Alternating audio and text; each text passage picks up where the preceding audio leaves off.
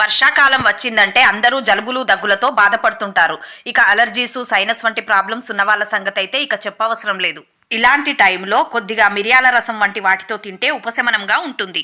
సింపుల్గా మిరియాల రసం చేసుకుందాం రండి.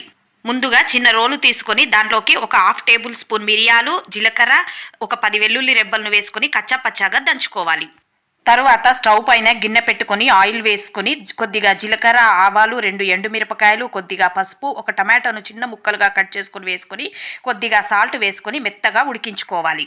ఇప్పుడు కొద్దిగా మెంతి పొడిని, తర్వాత దంచి పెట్టుకున్న మిరియాలు వెల్లుల్లి మిశ్రమాన్ని వేసుకొని, తర్వాత తీసి పెట్టుకున్న చింతపండు రసాన్ని వేసుకొని సరిపడా వాటర్ను సాల్ట్ను చెక్ చేసుకొని కాడలతోనే కరివేపాకును కూడా వేసుకొని ఒక 5 నిమిషాలు మూత పెట్టి మరిగించి ఒక గుప్పెడు కొత్తిమీరను వేసి స్టవ్ ఆఫ్ చేసుకుంటే వేడి వేడిగా అన్నంలోకి వేసుకొని తింటే ఎవరైనా సరే అద్భుతః అనాల్సిందే.